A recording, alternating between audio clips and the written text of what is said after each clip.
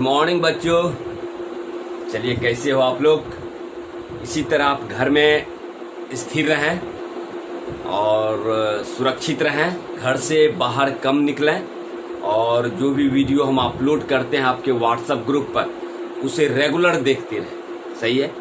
इस तरह से आपकी पढ़ाई भी पूरी होती जाएगी और कहीं कोई दिक्कत वाली बात नहीं होगी। तो चलिए, पिछले लेक्चर में मैंने आपको बतलाया था, याद कीजिए आपको मैंने बतलाया था methods of preparation of hello arenes. Hello arenes बनाने की विधि का जिक्र मैंने किया था पिछले लेक्चर में। चलिए आज आगे बढ़ते हैं। और एक चीज और, कुछ स्टूडेंट का कहना था कि सर इसका डिफिनेशन, गौर कीजिएगा, यहाँ हम सिर्फ आपको जो है कॉन्सेप्ट दे रहे हैं, समझा रहे हैं, बाकी कंप्लीट डिस्क्रिप्शन आपको हमारे YouTube channel chemistry teaching point सबोर्ड में आप जाकर देखिएगा, तो वहाँ हेलो अल्केन हेलो एरिन का सारा वीडियो अपलोड है। वहाँ से आप डिफिनेशन आप लिख सकते हैं। यहाँ सिर्फ मैं आपको कॉन्सेप्ट दूंगा, समझाऊंगा, बाकी डिटेल डिस्क्रिप्शन आपको हमारे चैनल पर आपको मिल जाएगा। क्लियर? तो चलिए, आज जो हम टॉपिक लेके आ रहे हैं वह है आपका physical properties of hello alkane and hello Erin, यानी हेलो अल्केन तथा हेलो एरिन्स का भौतिक गुण। चलिए, किताब कॉपी खोल के बैठ जाइए आप जरा सा और चलिए राइट डाउन करिए physical properties. Physical properties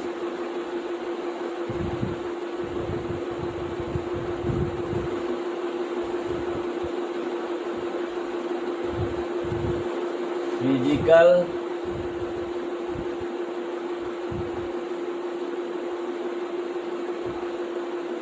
properties of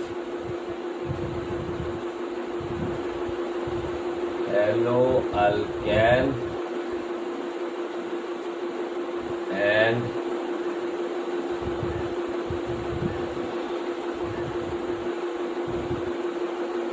haloalkane।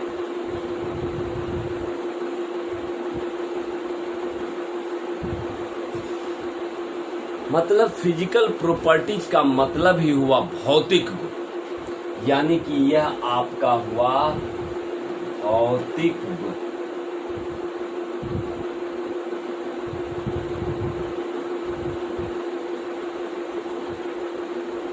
सही है?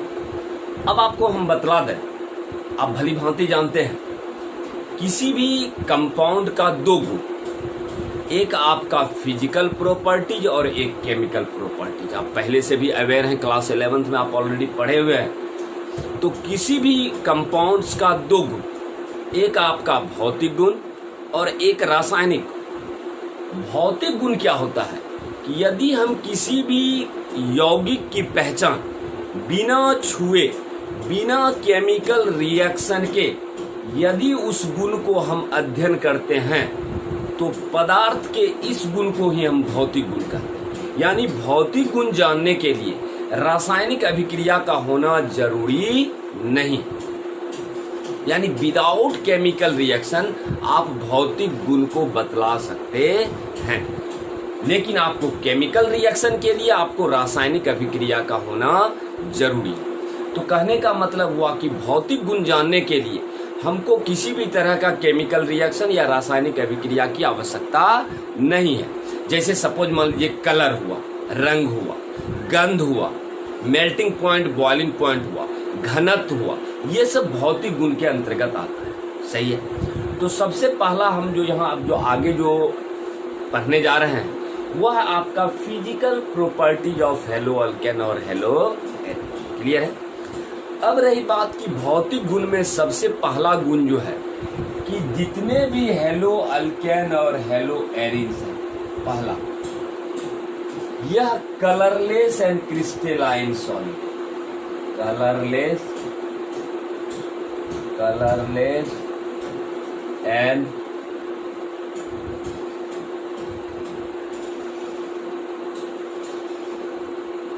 क्रिस्टलाइन, यानी पहला गुण आपका है कि colourless and crystalline solid. Colourless का मतलब ही हुआ रंगहीन यानी कि जिसमें कोई भी किसी प्रकार का रंग नहीं हो। दूसरा क्रिस्टलाइन सॉलिड मतलब क्रिस्टलीय ठोस रूप में पाया जाता है। और आप जानते हैं कि क्रिस्टलाइन सॉलिड को वास्तविक ठोस भी कहते हैं, ट्रू सॉलिड।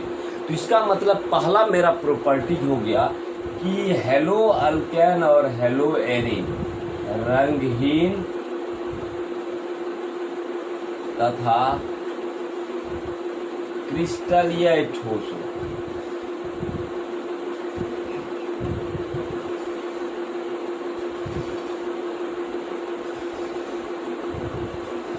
सही है। तो पहला प्रॉपर्टीज तो हो गया कि मेरा कलरलेस एंड क्रिस्टलाइन सॉलिड यानी रंगहीन, रंग नहीं होगा, और क्रिस्टलीय ठोस जो क्रिस्टलीय सॉलिड के रूप में पाया जाएगा, जिसको आप वास्तविक ठोस भी करें। ठीक है। दूसरा जो प्रॉपर्टीज है वह है आपका slightly soluble in water. Slightly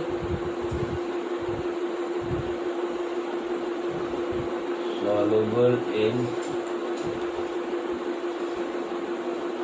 slightly soluble in water का मतलब हुआ कि यह जल में अल्प घुलनशील, यानी ये जितने भी यौगिक है हेलो अल्केन और हेलो एरिन, यह जल में अल्प घुलनशील है, जल में अल्प घुलनशील है।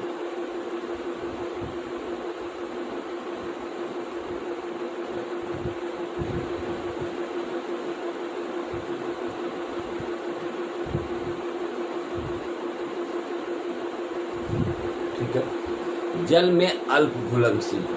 क्लियर है।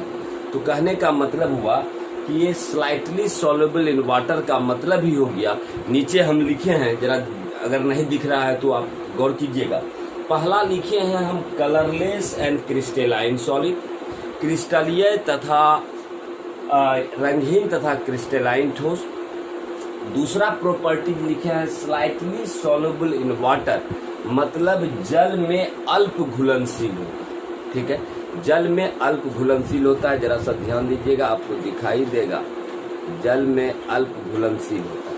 तो यहाँ हम लिखे हैं कि स्लाइटली सॉल्युबल इन वाटर मतलब यह जल में अल्प घुलनशील होता है। तो दो प्रॉपर्टीज का जिक्र किए, पहले आप इसको उतार लें, उसके बाद हम तीसरा प्रॉपर्टीज को की ओर बढ़े। क्लियर।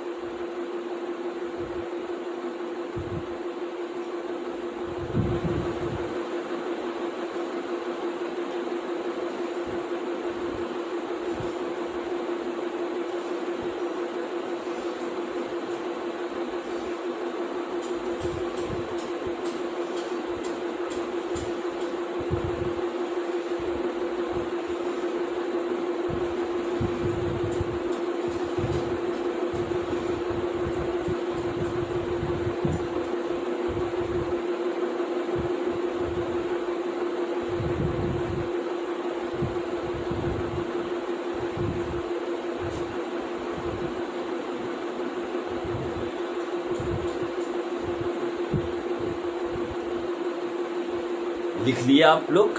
चलिए आगे बढ़ते तीसरा प्रॉपर्टी की तरफ।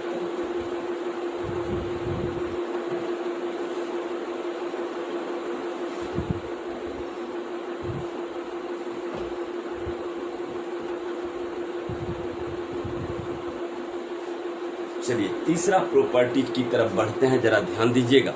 तीसरा प्रॉपर्टीज है मेरा, तीसरा प्रॉपर्टीज है, जरा ध्यान दीजिएगा। तीसरा प्रॉपर्टीज है मेरा कि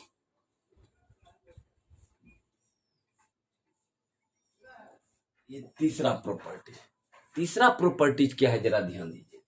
अगर मान लीजिए कि आपका रहे CH3F CH3Cl CH3Br या CH3, सही है, इस तरह का रहे, फ्लोरीन, क्लोरीन, ब्रोमीन, आयोडीन, सही है। या आपका रहे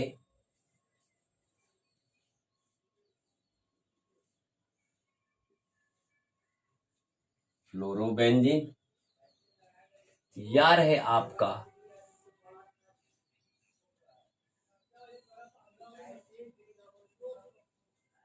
क्लोरोबेंजीन, या रहे आपका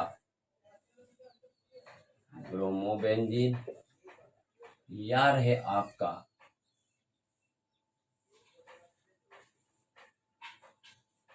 आयोडीन। जरा ध्यान दीजिएगा, ऊपर वाला जो हम केस बतला रहे हैं, तीसरा प्रॉपर्टीज बहुत इंपॉर्टेंट है, थोड़ा ध्यान से देखिएगा। ऊपर हम बतला रहे हैं CH3F है, CH3Cl है, CH3Br है, CH3I है। नीचे वही है, वो आपका ऊपर वाला जो है वो आपका हेलो अल्केन है, और नीचे वाला जितना भी हम दिए हैं वो आपका हेलो एरिन है, क्योंकि बेंजीन रिंग के साथ जुड़ा हुआ। क्लियर? अब रही बात कि अगर आपको पूछ दे कि बतलाइए भाई किसका मेल्टिंग पॉइंट आपका बॉइलिंग पॉइंट का मान अधिक होगा, तो आप कहिएगा कि मेल्टिंग पॉइंट बॉइलिंग पॉइंट का मान निर्भर करेगा कि आप जानते हैं कि ऊपर से नीचे ग्रुप में आने पर आप जानते हैं कि फ्लोरीन है, क्लोरीन है, ब्रोमीन है, आयोडीन है। सही है? और आप जानते हैं कि ऊपर से नीचे पीरियोडिक टेबल में, आवर्त सारणी में, ऊपर से नीचे जाने पर आपका साइज जो है वो बढ़ता है। एटॉमिक रेडियस कहिए या परमाणुक द्रव्य आकार जो है वो आपका बढ़ता है। इसका मतलब आयोडीन का साइज सबसे बड़ा होगा, उसके बाद ब्रोमीन का, उसके बाद क्लोरीन। सही है? यानी आयोडीन का आकार सबसे बड़ा होगा। तो कहने का मतलब क्या होता है कि इस एग्जाम्पल में अगर कह दे कि बतलाइए किसका मेल्टिंग पॉइंट बॉइलिंग पॉइंट का मान अधिक होगा, तो आप कहिएगा कि जिसका साइज बड़ा होगा उसका मेल्टिंग पॉइंट का मान अधिक होगा, उससे कम होगा इसका, उससे कम होगा इसका, और सबसे कम होगा इसका। इसका मतलब हुआ कि मेल्टिंग पॉइंट बॉइलिंग पॉइंट का मान हेलोजन परमाणु का परमाणुक द्रव्यमान बढ़ने के साथ साथ उसका एमपी और बीपी का मान बढ़ता है। इसका मतलब यहां हम तीर देके यहां हम इस तरह से ये हम कर सकते हैं, और इस तरह से ये हम तीर का साइन दे रहे हैं इस तरह से। इसका मतलब हुआ कि यहां हम लिख सकते हैं कि एमपी एंड बीपी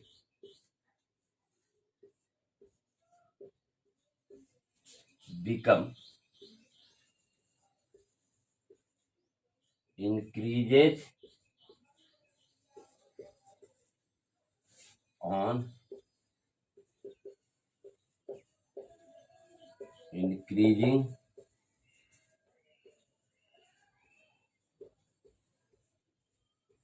molecular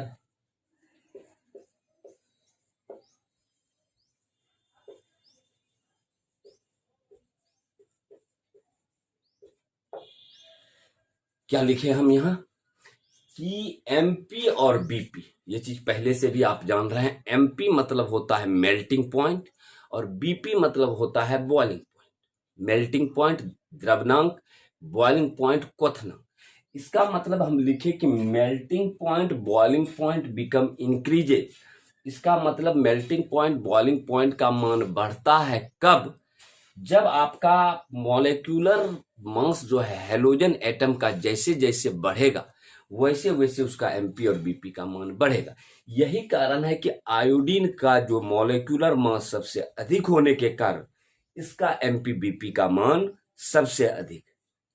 तो कहने का मतलब ये तीसरा प्रॉपर्टीज था आपका कि मॉलिक्यूलर साइज, मॉलिक्यूलर मास बढ़ने से हेलो अल्केन और हेलो एरिन्स का एमपी और बीपी का मान अधिक होता है। चलिए इस प्रॉपर्टीज को आप जरा उतार लें।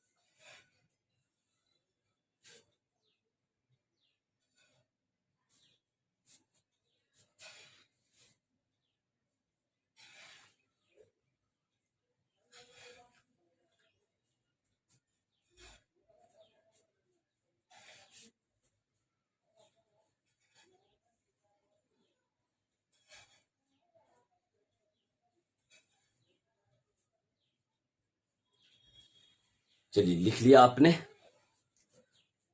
तो अब चलते हैं हम, ये तो था तीसरा प्रॉपर्टी, अब हम चलते हैं चौथा प्रॉपर्टी की तरफ।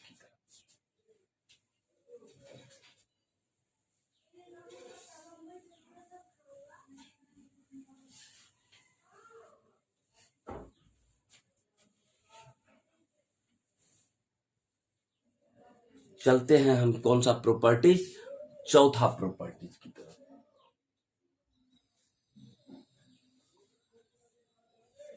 जरा ध्यान दीजिएगा, हम यहां एग्जांपल दे रहे हैं CH3 CH2 CH2 CH2 Br, सही है। दूसरा example CH3 CH CH3 CH2 Br, सही है। नीचे एग्जांपल देते हैं CH3 CH3 CH3, सही है।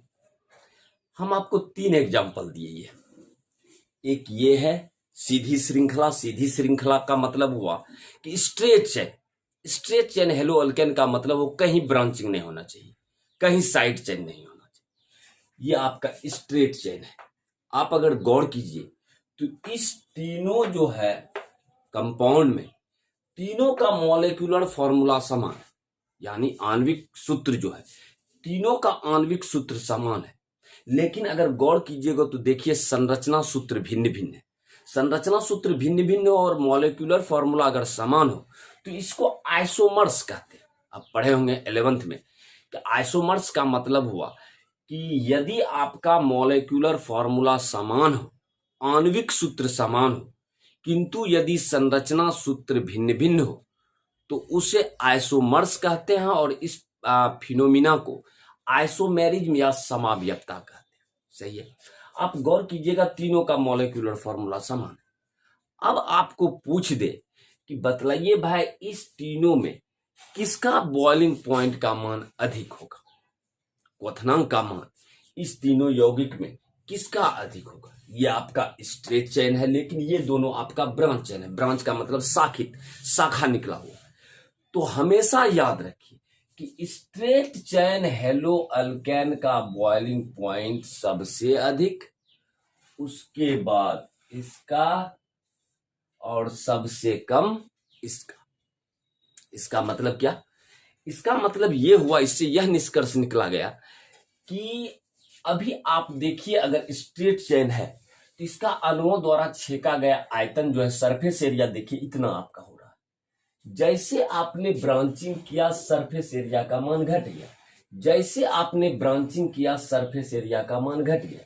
कहने का मतलब हुआ जैसे जैसे आप ब्रांचिंग कीजिएगा, जैसे जैसे शाखा फूटेगा, अणुओं के द्वारा जो छेका गया आपका पृष्ठ क्षेत्रफल है, सरफेस एरिया का मान है, वह घटता जाएगा, जिसके कारण उसका बॉइलिंग पॉइंट का मान डिक्रीज करने लगेगा।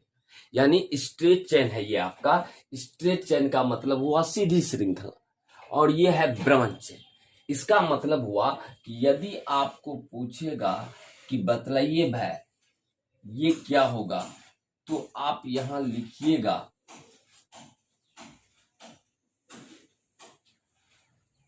इसका मतलब हुआ कि बॉइलिंग पॉइंट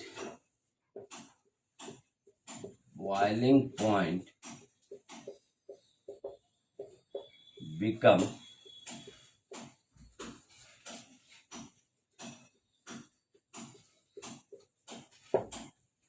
अब कहिएगा कि यहां हम लिखे बॉइलिंग पॉइंट बिकम डिक्रीजेज, यानी क्वथनांक का मान घटता है, क्योंकि एक ही यहां कॉन्सेप्ट है, बिकॉज सरफेस एरिया का मान, सरफेस एरिया बिकम डिक्रीजेज, यानी क्वथनांक का मान घटता है, क्वथनांक का मान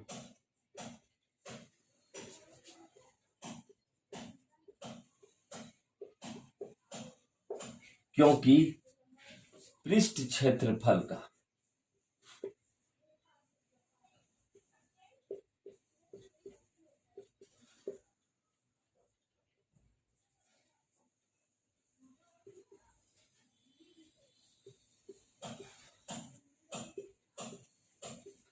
तो अगर इस प्रकार का क्वेश्चन, अगर रीजन बेस्ड क्वेश्चन आ जाए, आपको रीजन बेस्ड क्वेश्चन में आ जाए कि बतलाइए भाई क्यों स्ट्रेट चेन हेलो अल्केन का बॉइलिंग पॉइंट का मान ब्रांच चेन की अपेक्षा अधिक होता है, तो आप एक ही लाइन में आपको आंसर लिखना है। आप लिखिएगा कि स्ट्रेट चेन हेलो अल्केन का आपका बॉइलिंग पॉइंट का मान ब्रांच चेन की अपेक्षा अधिक होता है, क्योंकि ब्रांचिंग होने से अणुओं के द्वारा छेका गया पृष्ठ क्षेत्रफल का मान घटता जाता है। यानी जैसे जैसे ब्रांचिंग होगा, अणुओं के द्वारा जो छेका गया जो है, वो जो उसके द्वारा जो छेका गया आपका सरफेस एरिया है, वो डिक्रीज करते जाएगा, इसीलिए उसका बॉइलिंग पॉइंट का मान घटता है। चलिए इसको आप राइट डाउन कर लीजिए आप अपने कॉपी में।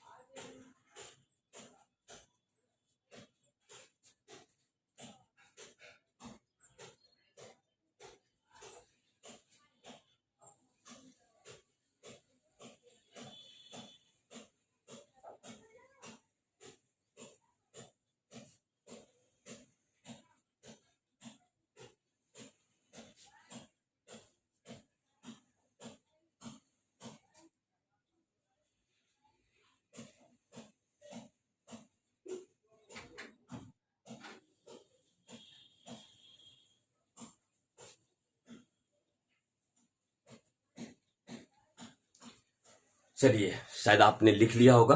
चलिए अंतिम प्रॉपर्टीज है, चौथा प्रॉपर्टी जो अंतिम है आपका फिजिकल प्रॉपर्टीज, उसकी तरफ बढ़ते हैं हम जरा सा। ये मेरा शायद चौथा प्रॉपर्टी और पांचवा प्रॉपर्टी।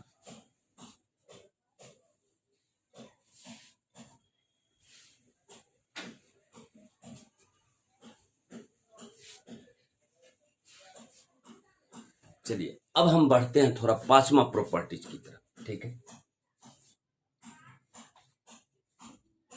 जरा ध्यान दीजिएगा।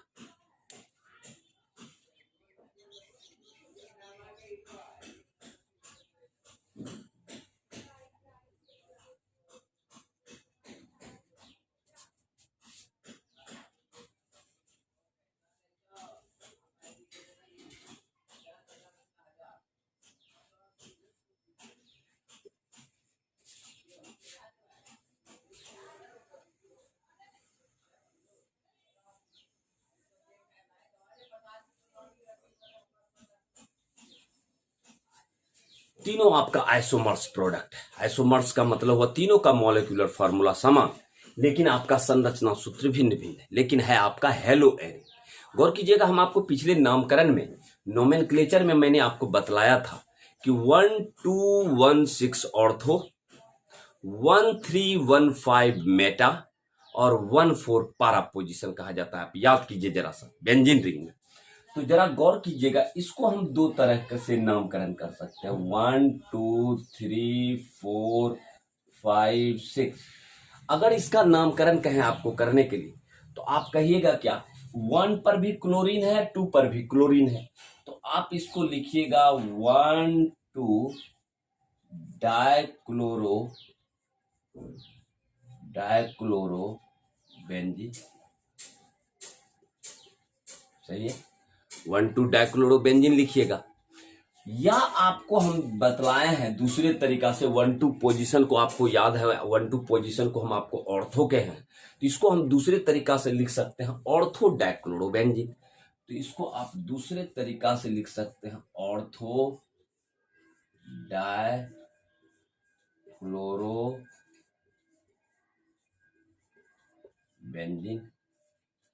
सही है, दोनों तरह से लिख सकते हैं, या तो आप नंबरिंग करके लिखिए, या सेम उसी प्रकार से देखिए, यहां आपका 1 है, 2 है, 3 है, 4 है, 5 है, 6 है।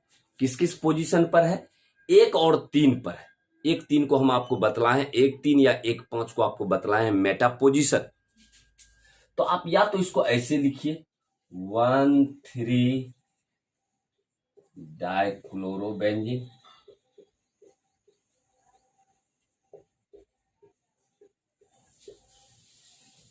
सही है। या तो इसको आप लिखिए मेटा डाइक्लोरोबेंजीन, या तो आप इसको ऐसे लिखिए। 1,3 को आप जानते ही हैं कि 1,3 को मेटा कहते हैं। अब लास्ट बच गया आपका पारा पोजीशन 1 2 3 4 5 6। तो इसको आप 1 4 पर है तो आप लिख सकते हैं 1 4 डाइक्लोरोबेंजीन, सही है। या आप इसको लिख सकते हैं दूसरा पारा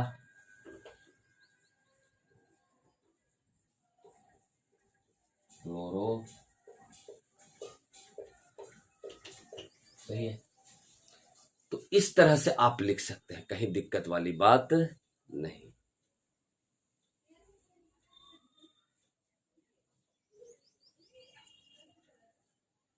सही है। तो इस तरह से आप लिख सकते हैं।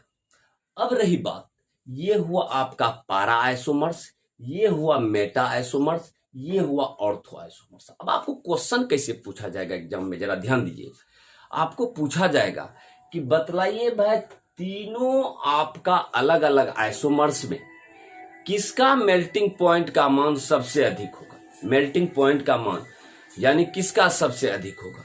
तो आपको कहना है कि मेल्टिंग पॉइंट का मान सबसे अधिक होगा पारा आइसोमर्स का, उसके बाद होगा ऑर्थो आइसोमर्स का। यानी मेल्टिंग पॉइंट का मान यानी सबसे अधिक जो आपका होगा मेल्टिंग पॉइंट का मान, यानी ये जो है मेल्टिंग पॉइंट का मान सबसे अधिक होगा।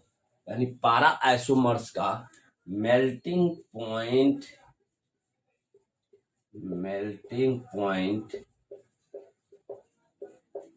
Become increase.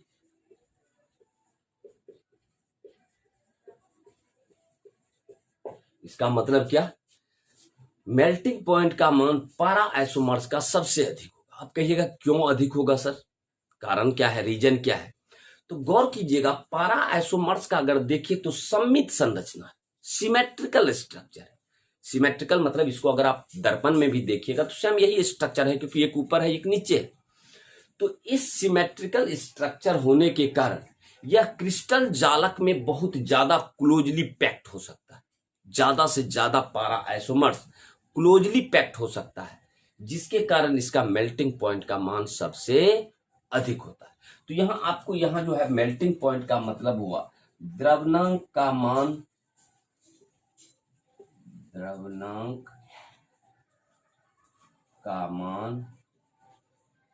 बढ़ता है, सही है। अब कारण पूछ देगा क्यों बढ़ता है, तो एक ही रीजन है, due two symmetrical structure, due two symmetrical,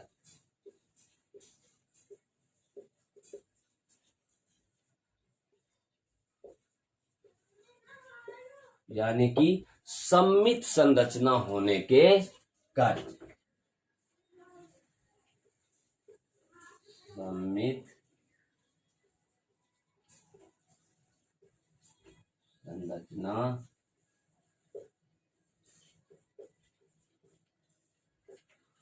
तो कहने का मतलब अगर आपको पूछ दिया जाएगा कि बतलाइए पारा आइसोमर्स का मेल्टिंग पॉइंट का मान क्यों अधिक होता है, तो आपको एक ही लाइन में आंसर देना है, क्योंकि पारा आइसोमर्स का सममित संरचना, सममित मतलब एक पर है क्लोरीन, एक 4 पर है, यानी सममित का मतलब हुआ एक जैसा दिखना। अगर दर्पण में उस यौगिक को आप दे दीजिए तो मिरर इमेज होना चाहिए। तो सममित संरचना होने के कारण इस यौगिक पारा आइसोमर्स को किसी भी क्रिस्टल जालक में क्लोजली पैक्ट कर सकते हैं। ज्यादा से ज्यादा पारा आइसोमर्स क्लोजली पैक्ट हो सकता है, जिसके कारण पारा आइसोमर्स का मेल्टिंग पॉइंट का मान मेटा और ऑर्थो के बनिस्पत सबसे अधिक होता है। तो आज का जो ये टॉपिक था, ये था आपका फिजिकल प्रॉपर्टीज। चलिए इसको आप पहले राइट डाउन कर लीजिए आप अपने कॉपी में।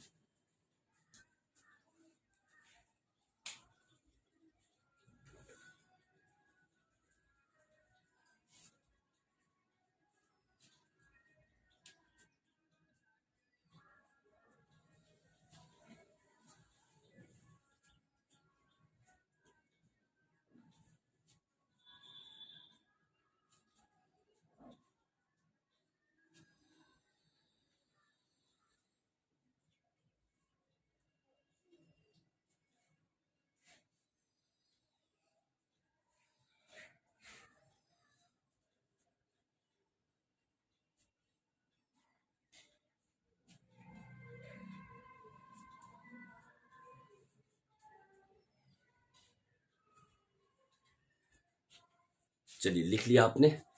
तो कहने का मतलब ये हुआ कि आज के लिए यहीं तक क्लास। आज आपको फिजिकल प्रॉपर्टी जितना भी था हेलो अल्केन हेलो एरीन का टोटल खत्म कर दिया गया। यहाँ हम इस क्लास में सिर्फ आपको जो है कॉन्सेप्ट दे रहे हैं। बाकी विस्तृत जानकारी के लिए आप हमारे YouTube channel chemistry teaching point को कृपया, जितने भी स्टूडेंट हैं हमारे ग्रुप में जुड़े हुए सभी, आप केमिस्ट्री टीचिंग पॉइंट को आप सब्सक्राइब कर लें। वहां पर चैनल पर आपको हेलो अल्केन हेलो एरीन का कंप्लीट वीडियो डाला हुआ है, तो वहां से आप इसका कंप्लीट डिस्क्रिप्शन वहां भी पढ़ रहे हैं। यहां हम सिर्फ आपको कॉन्सेप्ट दे रहे हैं, उस चीज को समझा रहे हैं। बाकी लिखा हुआ उसका कॉन्सेप्ट टोटल हम आपको हमारे चैनल पर मिलेगा। आप हमारे चैनल से जुड़े रहिए और बच्चों को भी जुड़ने का के लिए प्रेरित कीजिए। तो चलिए आज के लिए यहीं तक मिलते हैं अगले लेक्चर में, कल के क्लास में। तो आज के लिए यहीं तक, थैंक यू।